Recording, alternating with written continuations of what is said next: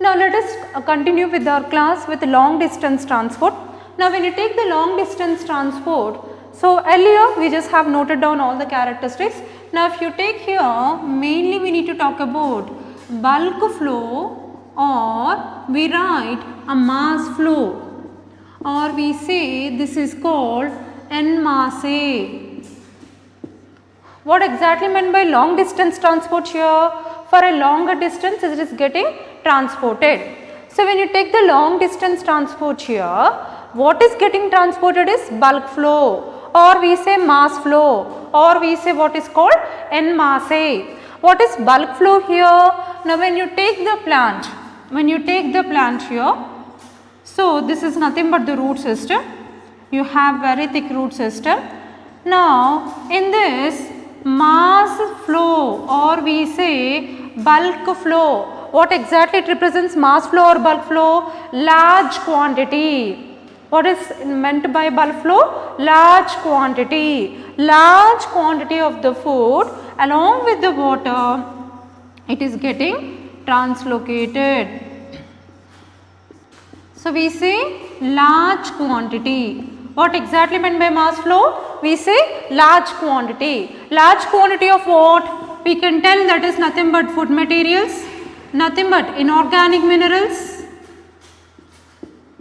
and along with that organic compounds. What does food indicates here? The food indicates inorganic minerals, organic minerals, along with the water they are getting transported, including water. Right. So when you talk about mass flow here, it is going in upward direction. How it is going? It is going in upward direction. How it will go in upward direction? That we will discuss later. That I am putting it as a question mark here. How food gets translocated in upward direction, that we will discuss later. Okay, that we will discuss later. Now presently what is happening in the long distance transport, meaning here from the base of the root, here water is observed till the tip of the leaf. Till the tip of the leaf. So what is getting transported here? It is for a very long distance. As I have drawn diagram on the board, you can imagine in your young mind, the plant is not a small thing, it is a very big thing. Okay, so very huge tall plants we can find them on earth. So they are how much tall? They are very big tall. So here the root is taking water from the base, all together it has to transport it. For example, in the gymnosperms, in plant kingdom we studied Sequoia dendron. Can you just let me know what is the height of Sequoia dendron? It is a huge tree. It is the tallest tree of gymnosperm. What is that? Sequoia dendron. What is the height of the plant? It varies up to 132 to 135 meters. Such a huge tall tree. 132 to 135 meters. Very tall tree. So from the base of the root till the tip of the leaf, where it is getting translocated, that is what is called as long distance transport. We call long distance transport. Now long distance transport itself is called as what? Translocation. A long distance transport itself we call it as what? The phenomena called as translocation. Translocation itself has the meaning that long distance transport. Okay, so when you take about the long distance transport here, long distance transport is nothing but movement of the food and water along with the vascular tissues itself is called translocation. Why do you call this as translocation here? Because you already know that from one cell to other cell, the movement happens by the method called as diffusion. From one cell to other cell, there is a movement. From one cell to other cell, there is a movement. The movement from one cell to other cell, it is called diffusion. What is diffusion here? It is nothing but short distance transport. What we can refer? It is called a short distance transport. What is happening here? One cell is fully filled. After that, slowly the solution is moving to the other cell. After that cell is fully filled, and again it will be moved on to the next cell. So, cell to cell for a very short distance, the transport what occurs is referred as what? Diffusion. Now, when you take the diffusion here, it is nothing but intercellular transport. Now, why can't diffusion help us to take until the tip of the leaf? Why can't we say that diffusion will take the movement of food and water till the tip of the leaf? That means we say diffusion cannot take the function called translocation. Why? It can only take food and water from one cell to other cell for short distance. Why it cannot take food for long distance here? What is the statement I am speaking about? Diffusion cannot take translocation. Diffusion cannot participate in a long distance transport.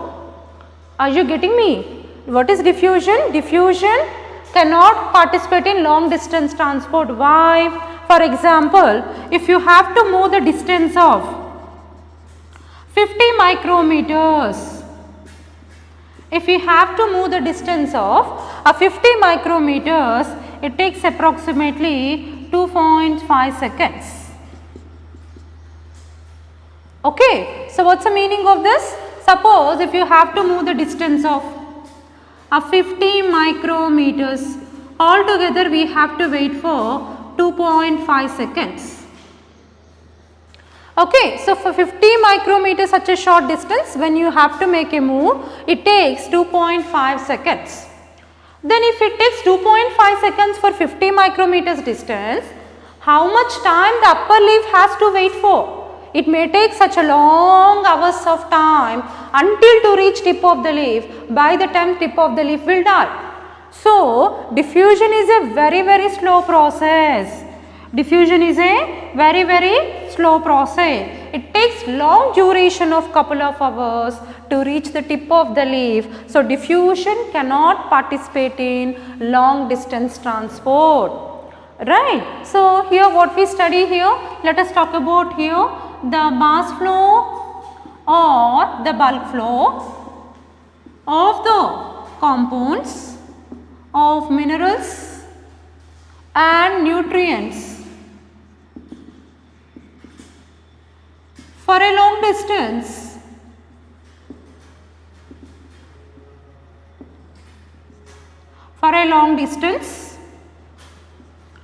Through what it is getting transported? Through vascular tissues, or we say conducting tissues. To vascular tissues, or we say conducting tissues, itself is called as translocation. It's called translocation. What we discussed here? Mass flow or bulk flow of minerals and nutrients for a long distance through vascular tissues or conducting tissues itself is called as translocation. For a very long distance, the movement is happening. Now, who are playing a vital role here? Who is playing a vital role? Definitely the xylem and phloem. What is meant by vascular tissues? We all know very well. In anatomy we studied vascular tissues are nothing but what? Xylem and phloem. These two will come under vascular tissues. Right. Now, when it comes to this vascular tissue or translocation, now translocation occurs due to the two important phenomena. Occurs due to what are the processes? A positive hydrostatic pressure,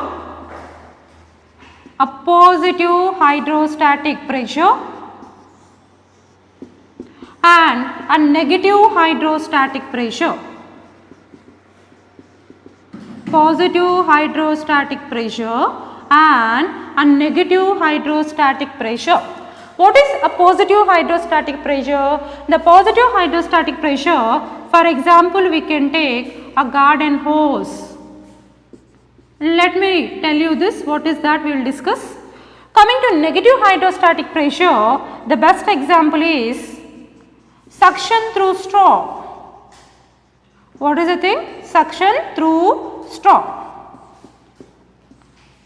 Now let me compare. What's happening here? the positive hydrostatic pressure. Where it is occurring? It's occurring like this. Absorption of water from where to where?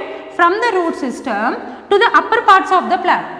So, when you take the absorption of water to the upper parts of the plant, what occurs is called as a positive hydrostatic pressure. That means, for example, if you look at positive hydrostatic pressure, I am telling, now you know in very well in the garden, generally in the botanical gardens, in the national parks or wherever they maintain the park, right? What do? They will keep the horizontal pipeline.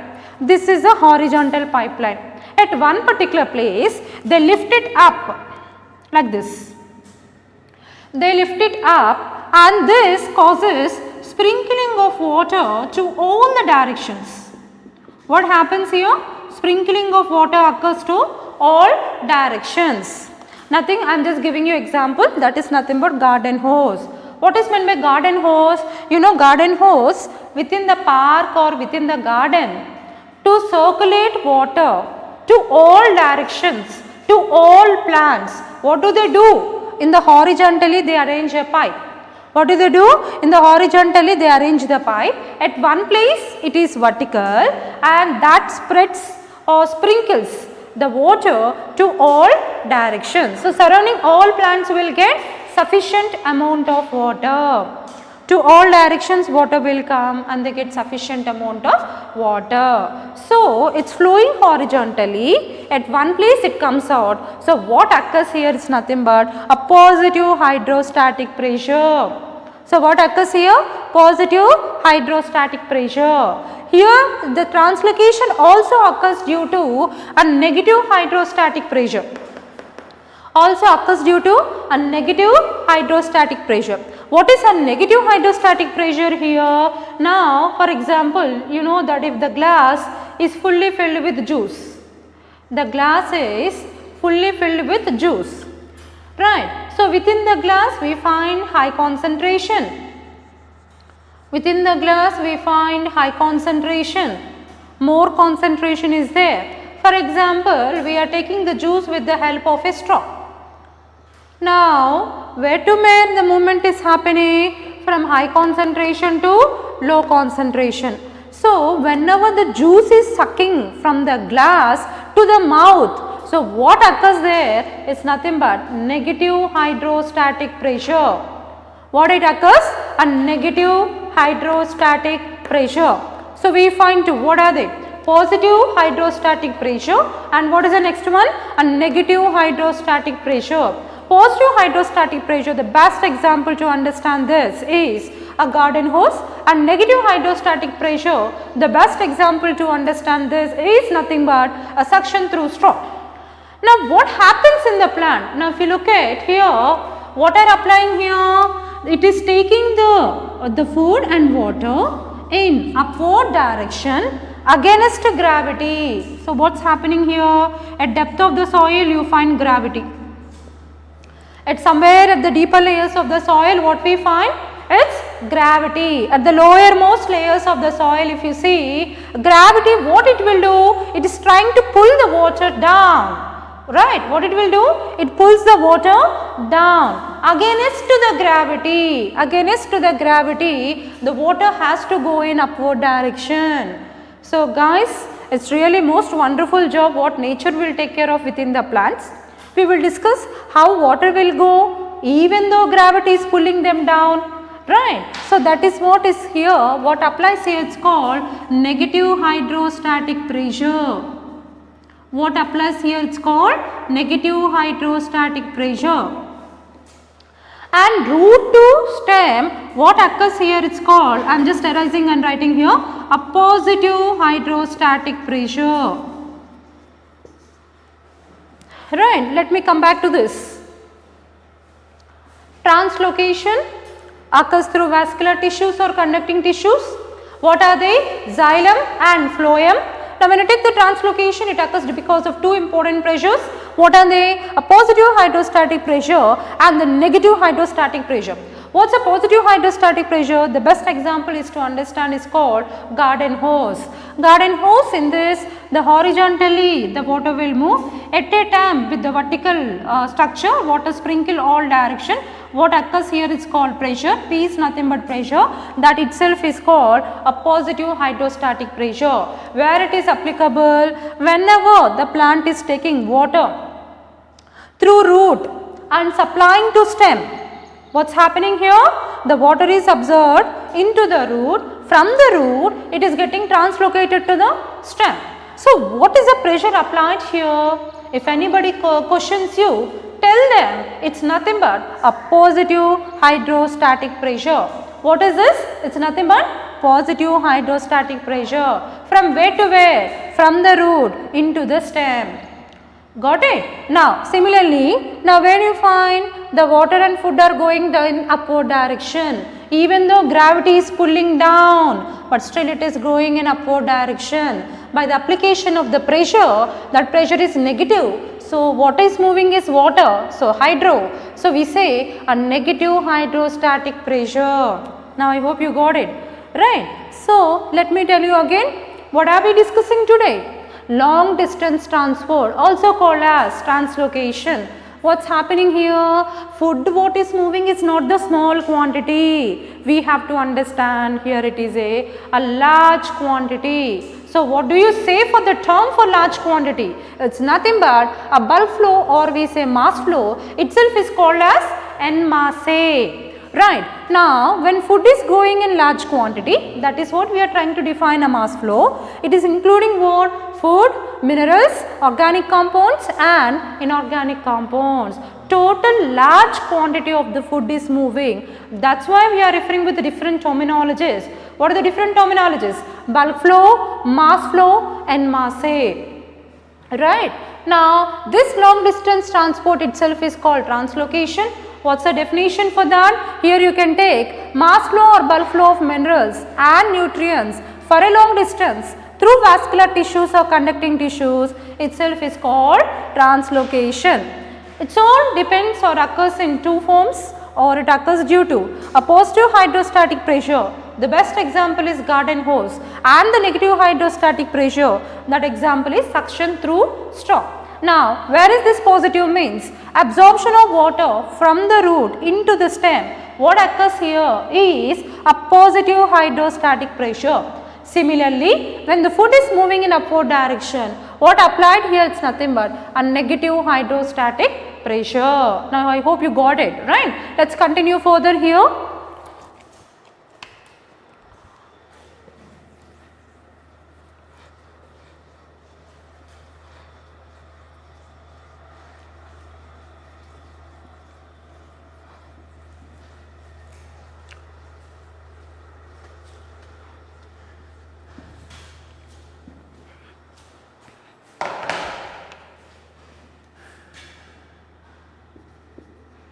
Let us talk about absorption of water. Now, when you look at the phenomena called as absorption of water, let us take that the translocation of water and minerals by vascular tissues is also called as ascent of sap. It's also called as ascent of sap. What are we discussing today? We are discussing translocation. In that, what we are discussing? Absorption of water. How absorption of water occurs? The translocation of water and minerals by vascular tissues from where to where? From root to the tip of the leaf. Now, as it's moving in upward direction, it's also said to be ascent of sap. It is also said to be what? Ascent of sap. Ascent of sap, now we have to take, it's going in upward direction. Why do you call this as ascent of sap? Because it's going in upward direction. As the movement is happening in upward direction, it is also called as ascent of sap. Now, how ascent of sap occurs? Let us talk mainly water and minerals. If you take water and minerals, or let us write the conduction of water and minerals occurs through what it occurs? Non-living conducting tissues. Which are the non-living conducting tissues we take? Mostly the xylem components. Why do we talk about xylem components? Because we are speaking about water and minerals, not the food materials. In the first year anatomy, you have made it very clear that water get translocated with the help of xylem and food get translocated with the help of phloem. Right. So, here conduction of water and minerals here, it occurs through a non-living conducting tissue. What is that? We purely speak about xylem. Now, when you speak about xylem, xylem contains the four components. Xylem contains the four components. What are they? We say xylem tracheids, xylem vessels, xylem fibers and xylem parenchyma. Now guys, if you can differentiate, xylem parenchyma is involved in transportation of the food, but remaining three are involved and they are non-living and they are involved in conduction of water. Only xylem parenchyma is a living tissue. Upper three are non-living tissue. They are made up of sclerenchyma. They are made up of dead tissue. So, what is the main function of all the four components of the xylem? The four important components, they play a vital role in the conduction of water and minerals. Right. Now, so when you take the upward direction, this is what we call it as ascent of sap. What is that? Ascent of sap. Now, we will talk about absorption of water, we will continuation of the ascent of sap. First, let us continue with what is ascent of sap, then we will come back to what is called absorption of water. Now, if you take the ascent of sap,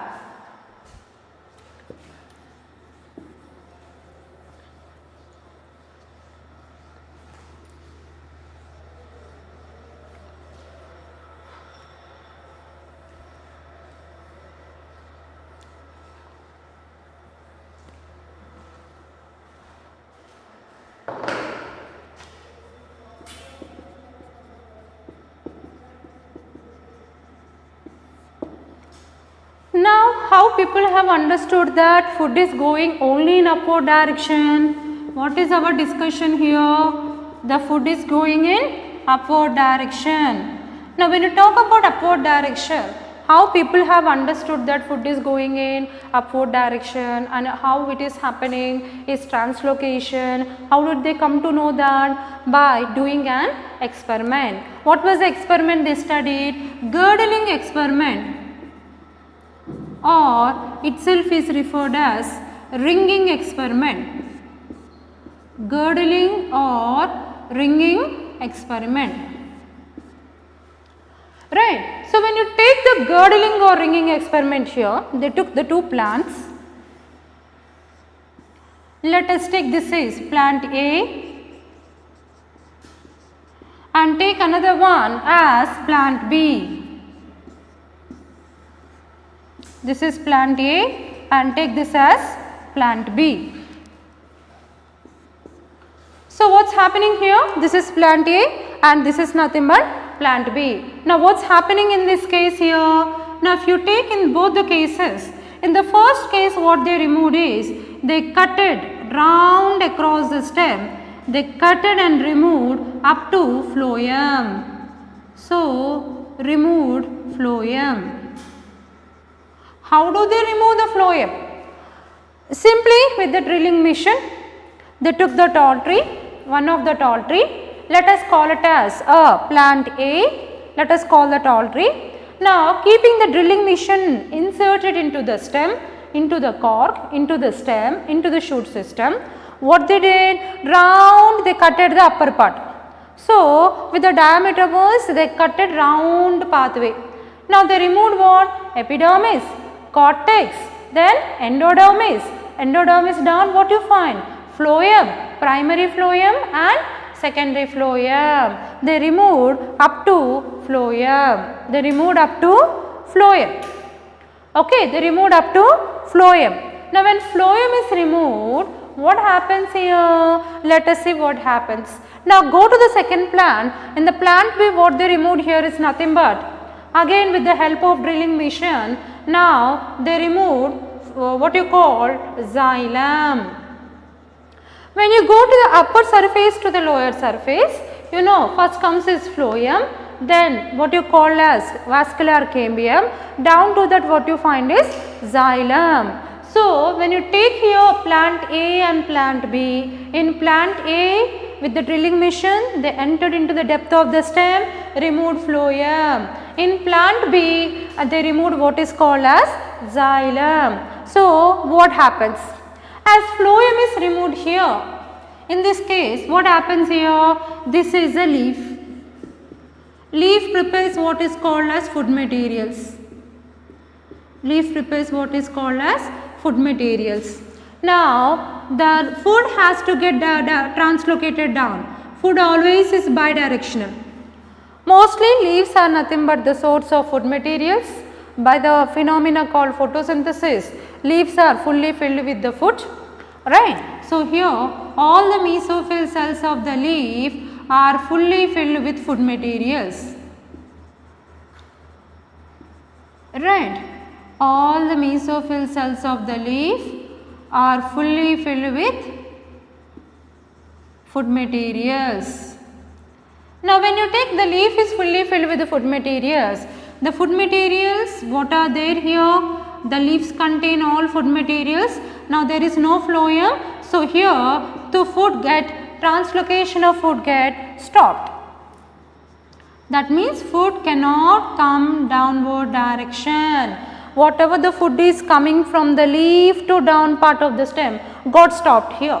Why food got stopped here? Translocation of the food got affected. It got stopped. Why? Phloem got removed. When there is no phloem, it cannot transmit the food downward direction. As a result, what happens here? No translocation of food. No translocation of food from upper side to down side. No translocation of food from upper side to down side. As a result, what happens here? Downward part of the root may not get sufficient amount of the. So, this is here roots you find. Roots may not get no food here. But water is going. Why? Because xylem is there. So, xylem conducts what is called water. Because xylem is not removed, xylem causes conduction of water from the root to the tip of the leaf. That is nothing but that happens by translocation of water by xylem. Why? Because xylem is not removed. But only phloem is removed here. What is removed here? It is nothing but phloem. As phloem is removed here, downward food is not coming. No translocation of food from the upper side to down side. As a result, what happens here? After some time, you can see upper part will get swelling. This upper part will become turgid, or it will undergo what is called swelling. Why upper part becomes turgid here? Because whatever the food is prepared here, it is fully stored in all the organs of the upper region of the plant.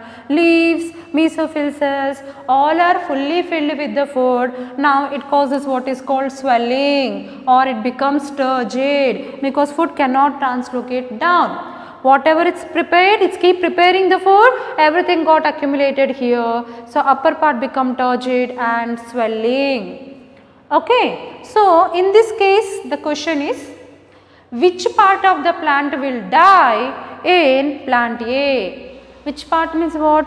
Root will die or the lower part of the shoot will die. So, this is totally we talk about what? Shoot system. The question is, The question is, in plant A, when phloem is removed, which part of the plant is died? Which part of the plant is affected? So, the options may be the root or lower part of the shoot or upper part of the shoot or what? So,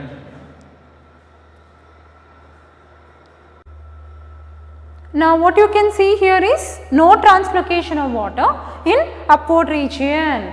As no water in the upward region because xylem is got removed here, then what happens here? Upper leaves they lose water by the process called transpiration through stomata. Water whatever is found in the leaf, it will get evaporated by transpiration, and further there is no supply of water from the downward direction. As a result it causes wilting of leaves.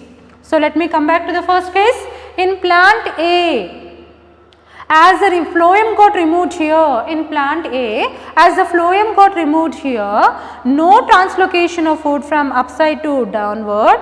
Here entire part will become turgid. Roots can survive with water, but lower part of the shoot cannot survive. Even though water is supplied here, without food stem cannot survive. So, which part will get affected here?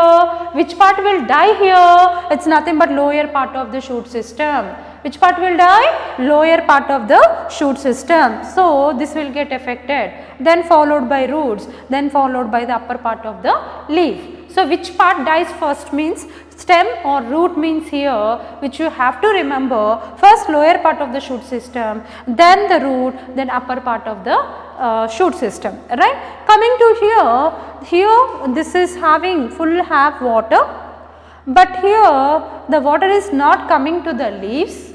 How long leaves will survive? Only with the food, because no water. Whatever water they have, they lost it. So, in the second case, the first part which get affected here is nothing but upper part of the shoot system, then followed by lower part of the root system. So, these are the two cases what's been studied here. Now, that experiment is called as a girdling experiment, or we call a ringing experiment. What's the meaning of girdling or ringing here? Girdling meaning here the process of removal of phloem. The process of removal of phloem. It's called as girdling experiment. The process of removal of phloem, it's called as what? Girdling experiment. What is girdling? The process of removal of phloem itself is called as a girdling experiment, right. So, in girdling experiment we are taking two scenarios, plant A as well as what do we find, it's called plant B, right. So, ascent of sap was explains that, so here upward direction of food is taken care and downward direction of food is taken care by the phloem, and upward direction of water is taken care by xylem. This is experimentally has been studied by ascent of sap process and with the help of experiment called girdling and ringing. Why do you call it ringing? Because upper part of the xylem and phloem, upper part of the xylem and phloem got completely, it will get removed in across the diameter, across the stem, right, across the stem as it is removed. That's why it's called as girdling experiment, or we call ringing experiment, right. So, here if you take, now you have to remember importantly,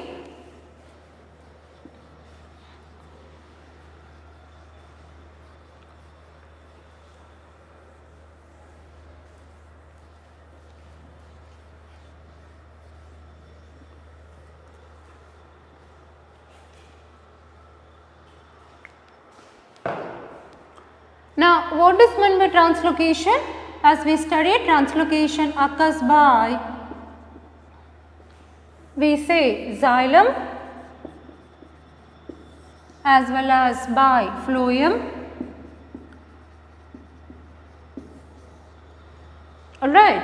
So, translocation occurs by xylem as well as what we find is phloem, right. So, when you take the xylem, in xylem we already discussed, it involved in conduction of water and minerals. Involved in conduction of water and minerals. So, let us talk about inorganic minerals, inorganic salts along with organic compounds, along with organic compounds. Now, here the conduction of water by the xylem is always unidirectional, is always unidirection. Xylem conduction is always unidirectional. Suppose if you take like this is the xylem. If you think in xylem always the movement is unidirectional, that means from the root absorbs water and minerals, and from the root it goes in one direction only to the leaves and to other parts. That means always the movement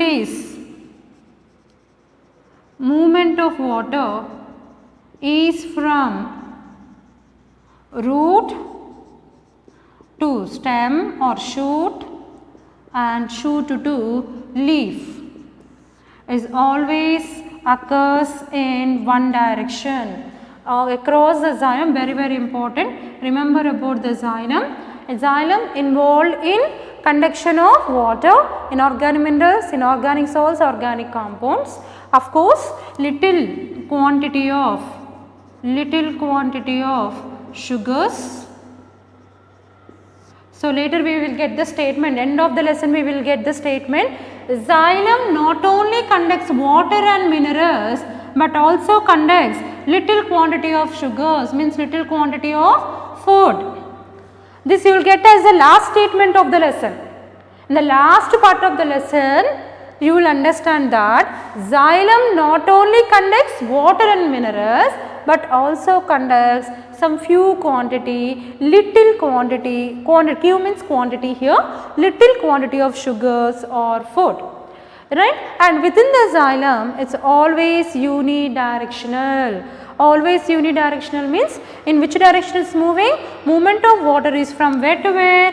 From the root, enters into shoot and from there into leaf. So, this is always in one direction.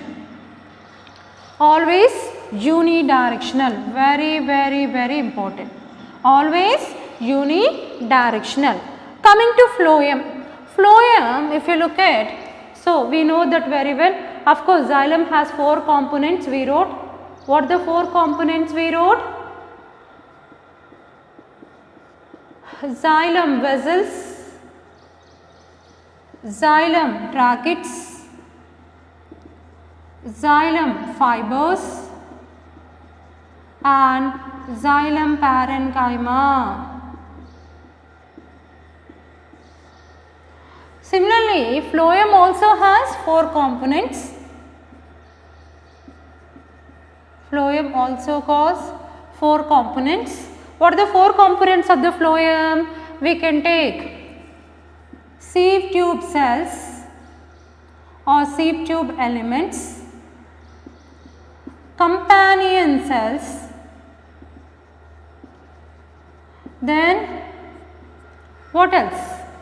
Other characteristics are same, phloem fibers and phloem parenchyma.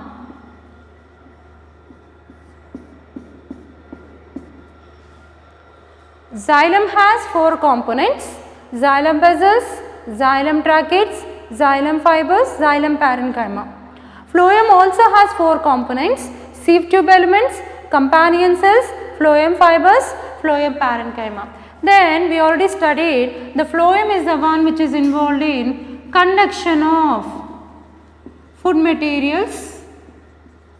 It is involved in conduction of food materials. What food materials? Sugars, fructose, sap, having the fluids, that all we will discuss later. Okay. So, here nothing but what? Organic food materials, organic compounds. So what we say here, not only the food materials, it also conducts along with that a few or a trace quantity of, or we say a little quantity of water and minerals. How food itself will go? Someone should be there to push. How food itself will go? Majorly 98%, 95% it carries food. Phloem main function is conduction of food, but along with the food, few molecules of water or trace quantity of water or little quantity of water and minerals also get translocated within the phloem. So that is very, very important for all of us to remember. Then, so here phloem direction, if you look at it, is bidirectional. The movement is always bidirectional. Why bidirectional? Now this is xylem, this is unidirection. Xylem is unidirection. Now what you can say here, this is nothing but phloem. Phloem is nothing but here bidirectional. So here going in upward direction and coming in downward direction. So movement is to upper region, TO2 upper region, and also to lower region. So that is why it is said to be bidirectional. The food is going in upper region, upper direction, also to the lower direction, going up and coming down. That is why it is called as what? Bidirectional. Now here that is one movement of water from root, shoot, leaf. This is unidirectional. Then what are the two directions we say here? So we can say leaf to root, of course via stem, or root to leaf. What is the meaning of this? Leaf, from the leaf the food is coming to root. This is downward direction.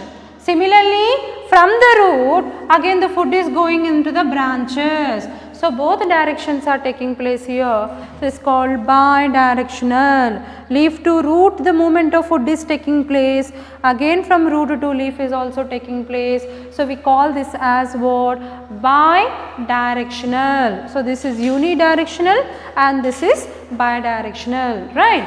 So I think it's very clear now. Xylem and we take phloem. Remember, xylem not only conducts water and minerals and inorganic solvents and organic solvents, also conducts the little quantity of food. Similarly, it is always unidirectional, that is from where to where? It happens from movement of water from root to shoot, from there to leaf. Now, similarly phloem has four components.